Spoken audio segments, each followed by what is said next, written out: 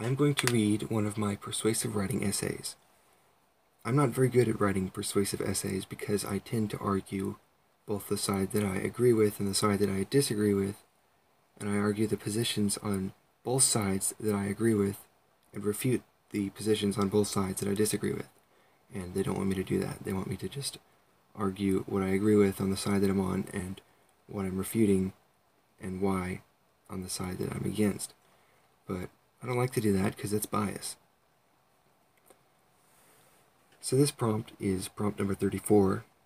I don't know if that means anything, or if you could find it on the internet, but it's about whether actions speak louder than words. I believe that actions are more powerful. Darn it. I'm not going to restart because I've already done this like 15 times. I believe that words are more powerful than actions, since most actions that aren't the result of emotions or the spinal reflex are initiated or influenced by words. Words are also important for assessing and addressing the validity and reasons of an action's ethical authenticity. First and foremost, if one cannot explain why something a law or rule prevents is detrimental, then it shouldn't be a law. For instance, if a child is told not to do something, they'll do it just in spite, or out of curiosity. If one hits the child or puts them in timeout, they'll only stop out of fear of punishment. However, if one explains to a child why what they're doing is detrimental in a way they can comprehend, then they won't do it again unless there's an incentive to do so. Furthermore, complicated actions require words to be understood, whereas other words are the existential results of actions, such as global warming.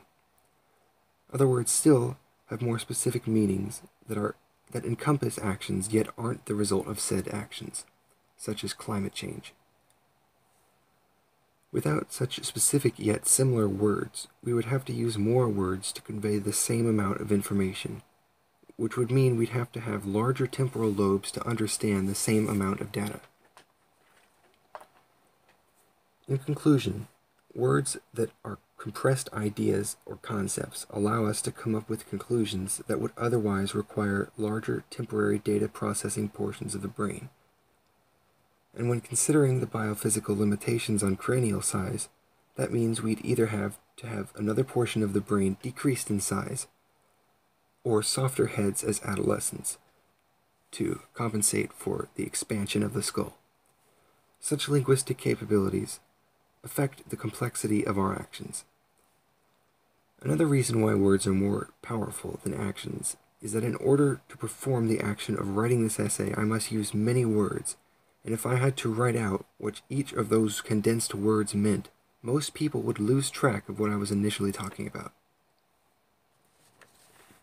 Yeah, I'm not really arguing a position as much, because you consider something like words and actions, not all actions, but most actions are the direct result or are the indirect result of words, or at least ideas that are expressed through words. The only actions that I can think of that aren't are things like you see someone drop something and then you feel compelled to help them pick it up, like a bunch of papers or something. That action is the result of visual stimuli and empathy, which aren't words.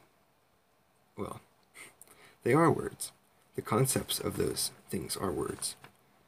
And that's how it doesn't really make sense to argue whether actions are more powerful than words or vice versa, because they're pretty much, they coincide with one another.